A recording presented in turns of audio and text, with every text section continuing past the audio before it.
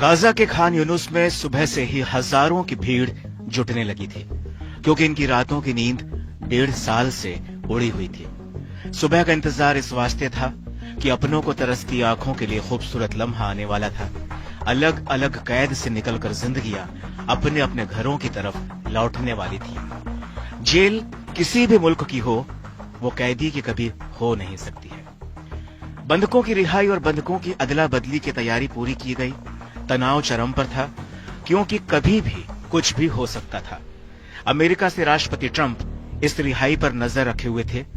Israel से Benjamin Netanyahu की नजर निशाने पर थी, तो हमास, हिजबुल्लाह, ईरान, हूती अपने अपने तरीके से इस मौके को ताक रहे थे।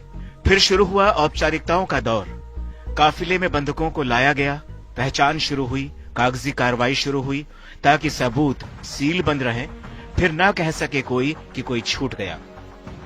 हमास ने 3 इजरायली बंधकों को रिहा किया और मौके को इवेंट बना दिया। सीज फायर डील के तहत इन 3 बंधकों को पहले तो रेड क्रॉस के हवाले किया गया, इसके बाद इन्हें इजरायली सेना को सौंप दिया गया। हमास ने 369 फिलिस्तीनी कैदियों और बंदियों के बदले में 3 बंधकों को वापस किया। हमास के इस कदम से 42 दिनों के युद्ध विराम के खत्म होने से पहले समझौता टूटने का जो एक डर बन गया था, वो खत्म हो गया। लोगों ने राहत की सांस भरी। हमास की कैद से तकरीबन 17 महीने बाद इजराइल के 3 बंधक ईयर हॉर्न, सगोई डेकेलचेन और साशा ट्रोफानोव को आजादी मिली। हालांकि कुछ दिन पहले बंधकों की रिहाई का मामला अटक सा गया था। हमास ने और ज्यादा बंधकों को रिहा न करने की धमकी दी थी, क्योंकि उसने इजराइल पर आरोप लगाया था कि गाजा में सहायता पहुंचाने को रोककर इजराइल ने युद्ध विराम की शर्तों का उल्लंघन किया है। इसके बाद अमेरिका के राष्ट्रपति डोनाल्ड ट्रंप ने गाजा को नर्क बना देने की धमकी दी थी, जिसके बाद इजराइल ने भी लड़ाई फिर से शुरू करने की धमकी दे डाली और अपनी सेनाओं को हाई अलर्ट पर कर दिया था।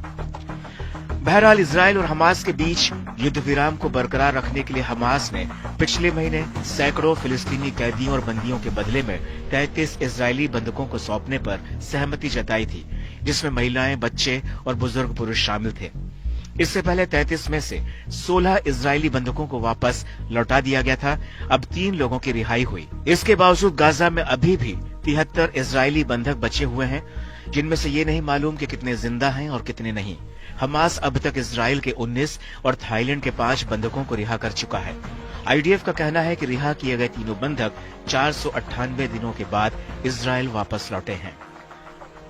हालांकि अभी भी बंधकों की रिहाई के बावजूद तनाव चरम पर है। खुद अमेरिकी राष्ट्रपति डोनाल्ड ट्रंप इजरायली बंधकों के साथ हुई ज्यादतियों को लेकर बेहद नाराज हैं। उधर बड़े पैमाने पर विरोध प्रदर्शन भी हो रहे हैं। तो वहीं गाजा को लेकर ट्रंप के प्लान ने भी खाड़ी देशों में खलबली मचा दी है।